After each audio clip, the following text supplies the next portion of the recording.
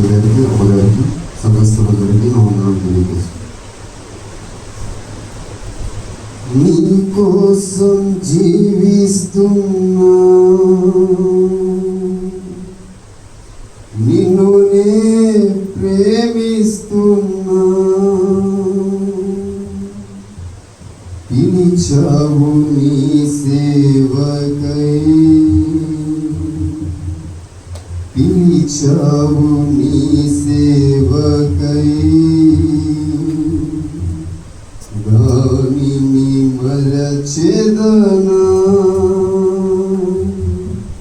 దాన్ని మరచెదనా. యజమానుడా నా యేసు రాజువా,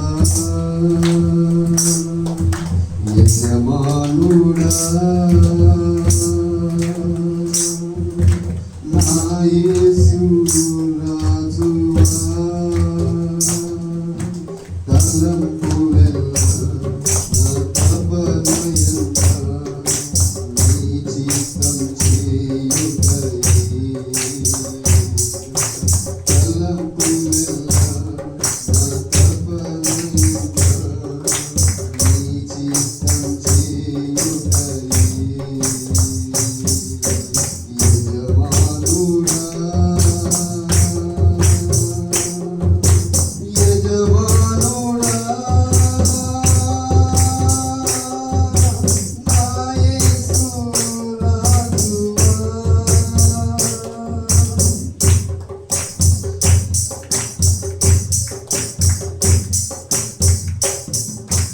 నీ కోసం జీవిస్తున్నా,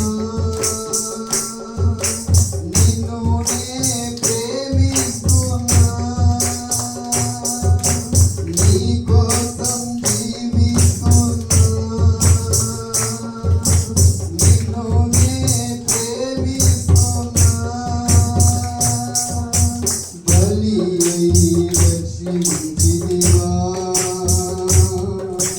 బలి అయి రక్షించితివా, పరలోకం తెరచితివా, నాకై పరలోకం తెరచితివా. యజమానుడా నా యేసు రాజువా, తలంపులెల్ల నా తపనయంత నీ చిత్తం చేయుటయే, తలంపులెల్ల నా తపనయంత నీ చిత్తం చేయుటయే.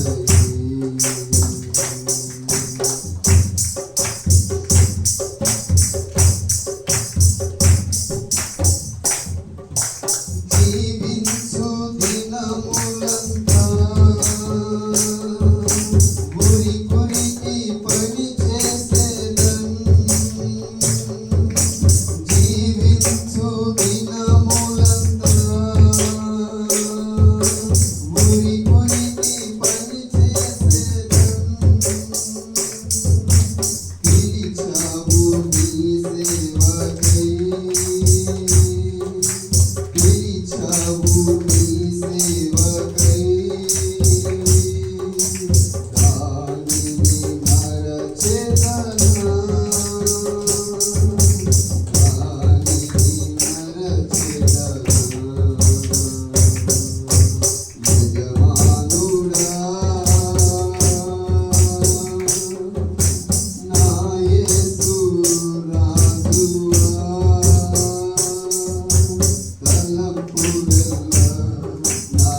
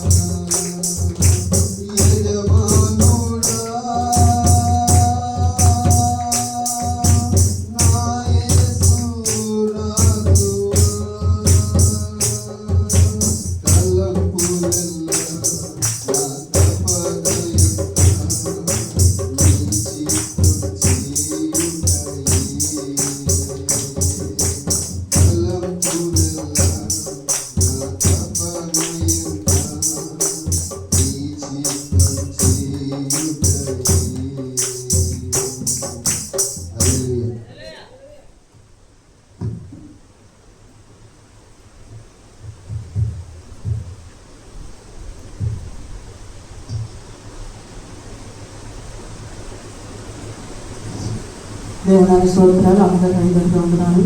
మీ అందరికీ నా వందనాలు.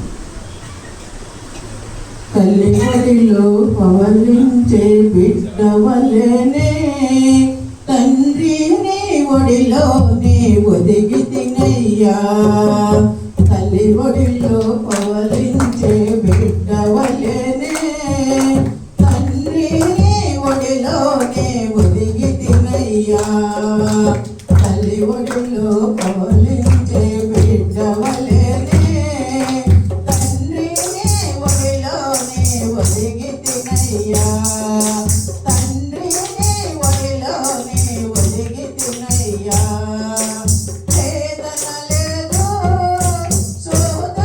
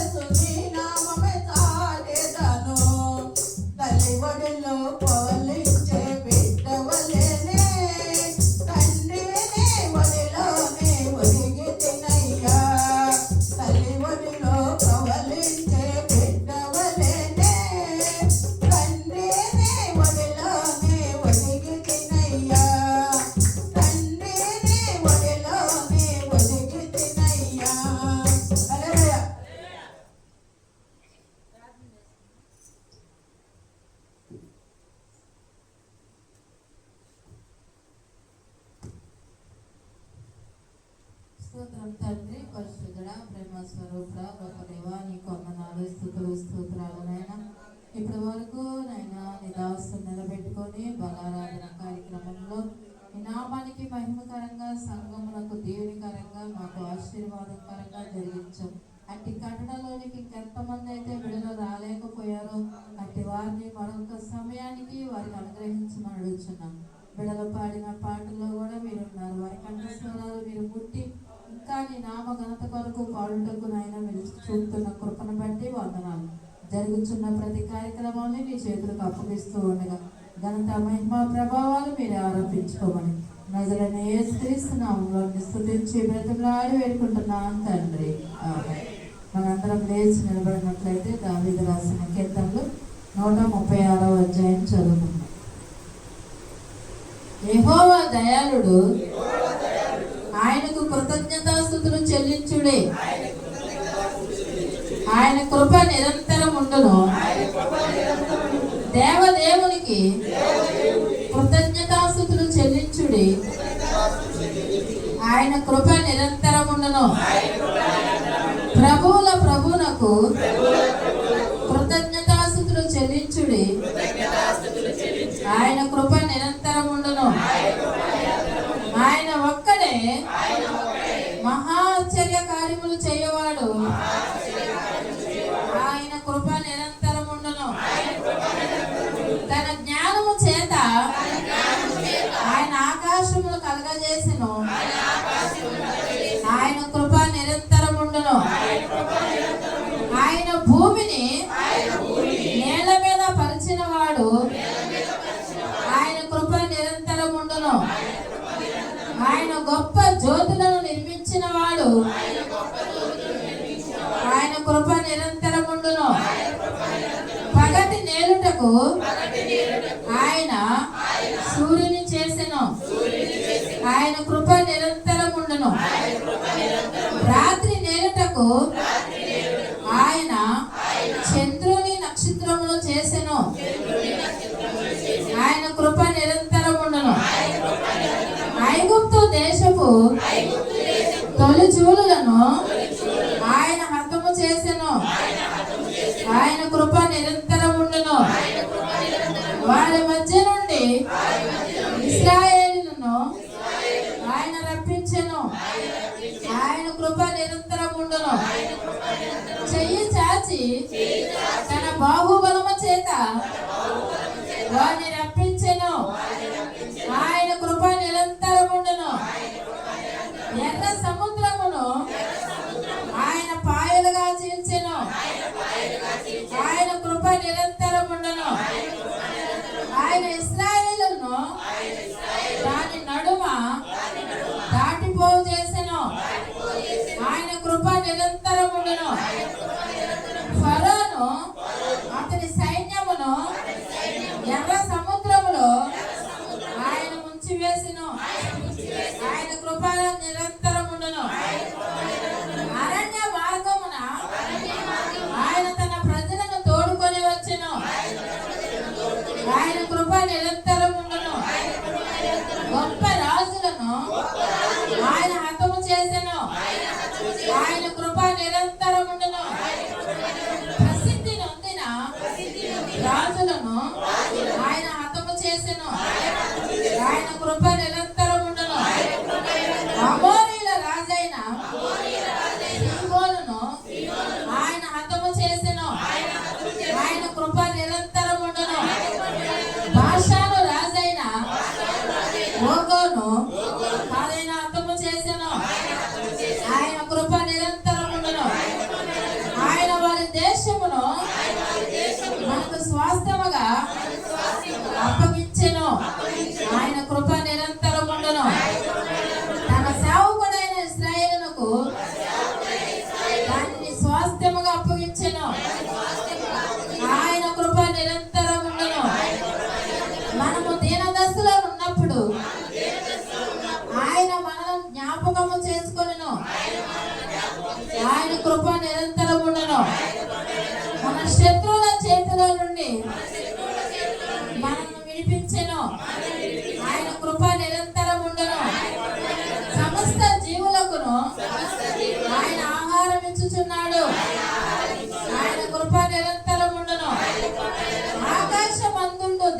దేవునికి కృతజ్ఞతాస్తుతులు చెల్లించుడి, ఆయన కృప నిరంతరముండును. ఈ పరిశుద్ధ వాక్యం దేవుడు దీవించును గాక. మనందరం కూర్చుందాం. మరి సాక్ష్యముల సమయము గనక మరి మొదటగా యేసమ్మ వచ్చి తన సాక్ష్యాన్ని పంచుకుంటుంది. రెండవది రుచిత వచ్చి తన సాక్ష్యాన్ని పంచుకుంటుంది.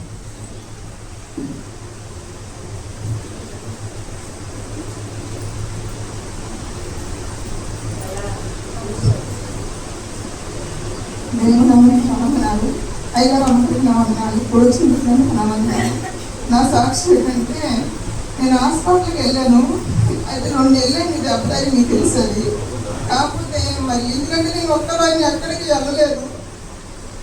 నా తల్లి చనిపోయినప్పుడు ఎలా ఇదిగా ఏడ్చాను. నన్ను తీసుకెళ్ళేవాళ్ళు లేదు. అది ఆ పోటీ ఎంతో నొప్పి అసలు ఏ పని చిక్కట్లేదు. అది ఇప్పుడు చేయదు. నా బతుకు ఏమైపోయేది, ఎంతో కూలిపోయాను. అది ఎలా చేయబట్టి నా కొంతవరకు నిలబడింది. ఎంతగానో బాధపడ్డాను. 2 నెలలు బట్టి కూడా ఎంతో నాకు అనిపించాను. మరి మీ చెత్తమైతే నన్ను హాస్పిటల్ తీసుకెళ్ళి స్కానింగ్ తీపించాయా. మరి ఏమైందో ఏంటో నాకైతే తెలియట్లేదు. భుజం బాగా ఎక్కువ మరి నరగానే చదివిందేమో లేకపోతే పొయ్యికేదో జారిందేమో మరి నాకైతే తెలియట్లేదు. నా గుండెకి ఎన్నో గాయాలైనప్పుడు నేను ఎంతగానో కొంతకాలం ఏడ్చిన తర్వాత దేవుడు తప్పించాడు. అలాగే కానీ చేయకపోతే ఎందుకన్నా నేను పట్టుకోలేకపోతున్నాను. ఎందుకంటే ఆవిడ దాన్ని అయితే చూసేవాళ్ళు కట్టేపించుకుంటే ఆదరించేవాళ్ళు. నువ్వు తప్ప నాకు ఎవరు దిక్కులేదా అని చెప్పి ఎందుకన్నా బాధపడినప్పుడు మొన్న విజయవాడలోను వెళ్ళినప్పుడు కూడా ఒకటే భయం. డాక్టర్ గారు ఎవరు కట్టేపించుకోమంటాడా లేకపోతే ఏం చేయాలో నాకు అర్థం కాబట్టి కట్టేపించుకుంటే కళ్ళే పల్లె ఉండదు అంటారు. మరి ఏం చేయలేసయ్యా, కట్టనేది లేకుండా ఏమీ లేదని నువ్వు సాక్షి నిలబెట్టాయా. నువ్వు నిలబెట్టి నేను నిజంగా సాక్షి చెప్పుకుంటాను. అప్పుడు హాస్పిటల్కి వెళ్ళి స్కానింగ్ చేస్తుంటే కూడా ఒకటే వణుకొచ్చేస్తుంది. ఏం చెప్తాడా ఏం చెబుతాడా అని చెప్పి ఎంతో టెన్షన్ పడ్డాను. అది ఇది నా టెన్షన్ తీసేసి దేవుడు నాకు ఏమీ లేదు. కాకపోతే దెబ్బ తగిలిన నరాలు పట్టేసి బాగా నువ్వు వాకింగ్ చేయమ్మా, చెయ్యి బాగా చేసి నీకు విడుదలేస్తాడు దేవుడు. ఆ దేవుడు సాక్షి ఇచ్చినట్టుగా నా దేవుడు ఎంతో కాపాడాడు. అదేవిధంగా దేవుడికి ఏమి ఇచ్చినా నేను తీర్చుకోలేను. ఏమి ఇచ్చినా నీకు రుణస్థిరమైంది. నేను సాక్షి చెప్పుకుంటాను అనుకున్నాను. అంతగా పూర్ణం కూడా మరి ఆ ఉద్యోగం చేస్తున్నప్పుడు మరి ఆ బిడ్డ ఎంతో బాధపడ్డాడు. అప్పుడు ఆయన ఆగిపిల్ల ఆయన ఉన్నాడు. ఉంటే ఆ బిడ్డ ఎంతగానో ఇబ్బందులు పెడుతున్నాడు. ఏం చూసినా చిన్న గొడవ ఆ బిడ్డను చూస్తే చాలు ఎందుకో చెట్టు పట్టలాడేవాడు. అయ్యా మరి ఆ బిడ్డ ఎందుకు ఆ బిడ్డ గట్టిగా మాట్లాడలేడు, మెత్తగా ఉంటాడు. మరి ఏ సమాధానం చెప్పలేడు. మరి ఆ బిడ్డ అక్కడ పని మానిపించి వేరే పనులు పెడతాను అంటే నేను చేయను, నాకు దేవుడు ఇచ్చిన పని, నేను అందుట్లోనే ఉంటాను అని అన్నాడు. అయితే కాదు నేను ఇంకో పని చూస్తాను అయ్యా, ఇక నేను గెలవనీరు, నేను ఏమి చేయలేదే అంటే ఏం లేదు. కానీ ఆ బిడ్డ మనసు మార్చి ఇంకో పని చూడమ్మా అన్నాడు. అయితే అయ్యా ఆ బిడ్డకు తగిన పని పోయా. మరి ఆ బిడ్డ అయితే నేను ఎలా చేస్తాడు ఏంటో నాకైతే తెలియలేదు. నీ జ్ఞానాన్ని ఇచ్చి ఆ బిడ్డను ఇంకో పనిలో జాయిన్ అయ్యేలా సహాయం చేయనప్పుడు ఇంకో పనికి వెళ్ళాను. చేస్తే మరి ఆ బిడ్డగా అడిగాను, అయ్యా మరి మీ పనిలో జాయిన్ చేసుకోండి, ఈ పని అయితే నేను బిడ్డ చేయగలుగుతాడు. మరి భక్తులేడు అయ్యా చెయ్యాము, యాక్సిడెంట్ అయ్యింది, నేనైతే పనికి వెళ్ళట్లేదు, ఇల్లు కావడం కష్టంగా ఉందని ఏదోలాగా నచ్చ చెప్పి నేను బతులాడితే మళ్ళీ వారానికి రామ్మ అన్నాడు. అయినా కానీ వెళ్ళాను. మళ్ళీ ఇప్పుడు వద్దులు మళ్ళీ ఇంకో వారానికి రామ్మన్నాడు. అయ్యా తిప్పడం నీ చెప్పాను కాదయ్యా. మరి ఆ బిడ్డ పనులు చేస్తాడన్న నమ్మకం నాకు ఉంది. ఎందుకంటే కిరాయికి వెళ్తే వచ్చేదాకా ఒకే టెన్షన్. రేత్రి 11, 12 వస్తుంటే మరి తండ్రి లేడు. మరి నేను ఒక్కదాన్ని ఏ కష్టం వచ్చినా నేను భరించలేదయ్యా. ఆ పని నుంచి విడుదలిచ్చి లోపల పని చేసుకునేటట్టు సహాయం చేయన్నప్పుడు ఆ బిడ్డలే ఫోన్ చేసి అమ్మ నీ కొడుకుని తీసుకురమ్మా, ఈ పనిలో జాయిన్ చేపిస్తానని చెప్పి ఫోన్ చేశారు. అందుని బట్టి దేవుడు వందనాలు. కానీ నా దేవుడు ఏది అడిగినా ఇస్తున్నాడు, ఏది అడిగినా సహాయం చేస్తున్నాడు. నా దేవుడి పట్ల నమ్మకం ఉండలేకపోయినప్పుడు కూడా నేను దిక్కులేదని ఉన్నప్పుడు కూడా నా పక్షాలు ఉండే దేవుడు ఎన్నో కార్యాలు చేస్తున్నాడు. కానీ చెయ్యి విషయంలో కూడా చేస్తాడని నమ్మకం నాకు. నేను పెద్ద హాస్పిటల్కి అయితే నా వల్ల కాదు, నేనైతే ఏమి చేయలేదు. నా దేవుడి మీద ఆధారపడి నేను ఉంటుందికి అందరికి సహాయం చేయమని అడుగుతున్నాను. మీ అడిగిన ప్రార్థనలు జ్ఞాపకం చేసుకోండి. పూర్ణాలు రేపు సోమవారం కూడా హాస్పిటల్ తీసుకెళ్ళాలనుకుంటున్నాను. ఎందుకంటే గ్యాస్ పై ఎంతో బాధపడుతున్నాడు. మరి ఆ బిడ్డ కూడా సంపూర్ణ విడుదల ఇవ్వాలని సాక్షి నిలబెట్టమని చిన్న ప్రార్థన సాక్షి దేవుడు దీవించుకున్నాక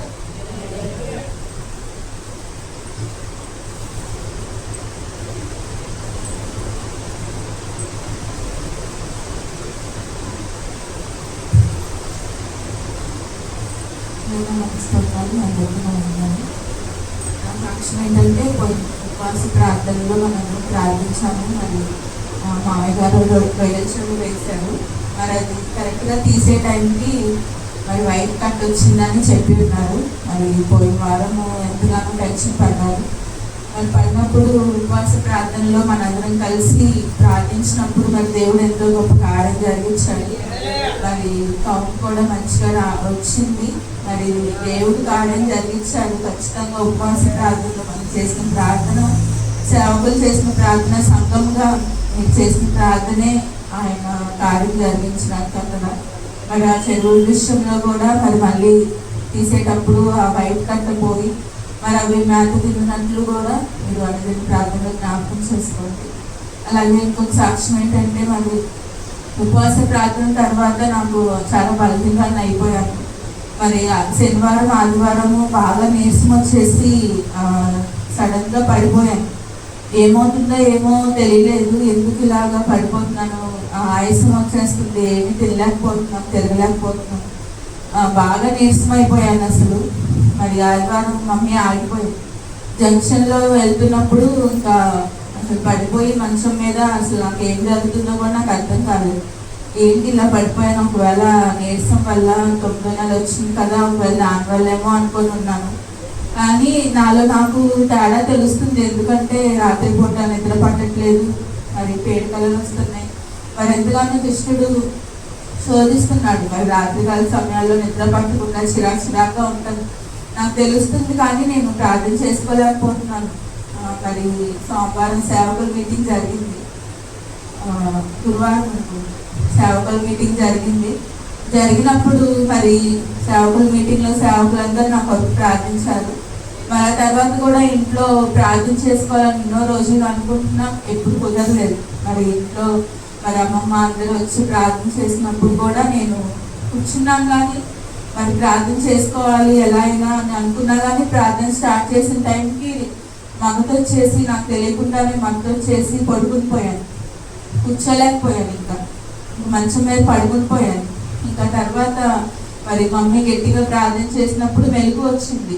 అప్పటికే నాకు తెలుస్తుంది నా కళ్ళు బాగా గట్టిగా కొట్టేసుకుంటున్నాయి, దడొచ్చేస్తుంది. మరి అప్పుడు దేవుడు నన్ను ముట్టాడు, స్వస్థపరిచాడు. మరి ఎంతగానో ప్రార్థన చేశాడు నా కోసం, నేను ప్రార్థన చేసుకున్నాను. మరి ఆ మధ్యాహ్నకాల సమయంలో దేవుడు నా బలహీనత అంతా తీసేశాడు, ఎంతగానో ముట్టి స్వస్థపరిచాడు. అందుని బట్టి దేవుడు వందనాలు. ఆ రోజు నుంచి మరి ఎటువంటి నీరసం లేకుండా ఫ్రీగా ఉంది. మరి 9వ నెలలో నుండి దేవుడు నన్ను తీసుకొచ్చాడు.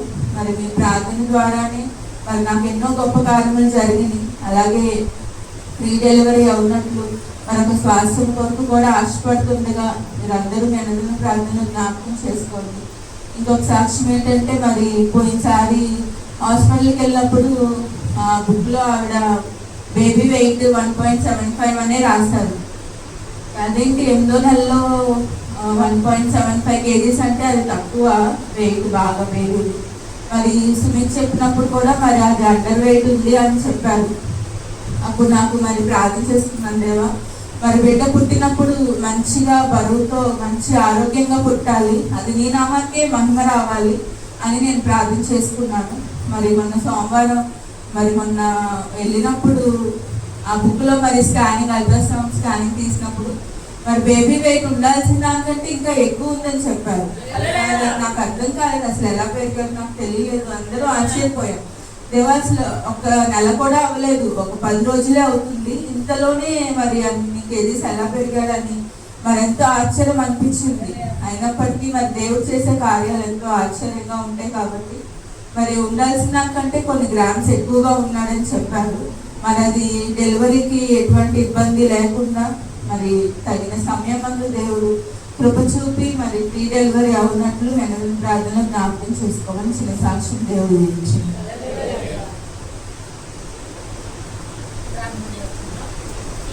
స్తోత్రం తండ్రి, పరిశుద్ధుడా, ప్రేమస్వరూపుడా, గొప్ప దేవా, నీ వందనాలు, స్తుతులు, స్తోత్రాలు. నా ప్రభా, బిడ్డలో చెప్పిన సాక్ష్యాలు మీరు విని ఉన్నారయ్యా. ఆ చేతిని మీరు ముట్టండి నా ప్రభా. మీకు అసాధ్యమైనది అయితే ఏది లేదయ్యా, సమస్తము సమస్తమును సమకూడి జరిగించువాడు నీవు. నీ మీద ఆధారపడినప్పుడు ప్రభువా ఏదైనా గొప్ప కార్యము చేయగలిగిన సమర్థుడు నీవని నమ్మి విశ్వాసంతో మేము ముందుకు వెళ్తున్నాం ప్రభువా. ఆ బిడ్డ విశ్వాసాన్ని ఇంకా స్థిరపరచండి, బలపరచండి. గొప్పగా నైనా ప్రభు స్వస్థత, విడుదల, నెమ్మదిని మీరు దయచేయమని బిడ్డలు ఉచితాలు చెప్పిన సాక్ష్యంలో మీరు ఉన్నారు. అయా బేబీ మరి నాయనా వెయిట్ పెరుగుటకు కూడా కృప చూపించారు, మంచి ఆరోగ్యం ఇచ్చారు, బిడ్డకి స్వస్థతనిచ్చారు, ఆయాసమును నీరసమును నామములో మీరు లయపరిచారు. అందరిని బట్టి నీకు స్తోత్రాలయ్యా. బిడ్డ మరి డెలివరీ డేట్ ఇచ్చి ఉంటుండగా తండ్రి బిడ్డకి సుఖమైన ప్రసవమును మీరు దయచేసి స్వాస్థ్యమును బిడ్డకు మీరు అనుగ్రహించి అయా ఇంకా చెప్పలేని నాయన బిడ్డలను కూడా మరొక సమయానికి చెప్పి నేను గణపరిచే కృపను మాకు దయచేయమని నా జన యేసుక్రీస్తు నామములో నేను స్తుతించి బ్రతిమలాడి వేడుకుంటున్నాం తండ్రి. ఆమేన్. హల్లెలూయా, హల్లెలూయా. మనందరం లేచి నిలబడినట్లయితే కానుకలు పాట పాడుకుందాం. నీ ధనము నీ ఘనము ప్రభు యేసునే, నీ దశమ భాగమనీయ వెనుదీతువా, వెనుదీతువా. దరయందు ధనధాన్యములనీయగా కరుణించి కాపాడి రక్షింపగా. దరయందు ధనధాన్యములనీయగా కరుణించి కాపాడి రక్షింపగా. పరలోకనాథుడు నీకియగా మరి యేసు కొరకీయ వెనుదీతువా. పరలోకనాథుడు నీకియగా మరి యేసు కొరకీయ వెనుదీతువా. నీ ధనము నీ ఘనము ప్రభు యేసునే, నీ దశమ భాగమనీయ వెనుదీతువా, వెనుదీతువా. హల్లెలూయా.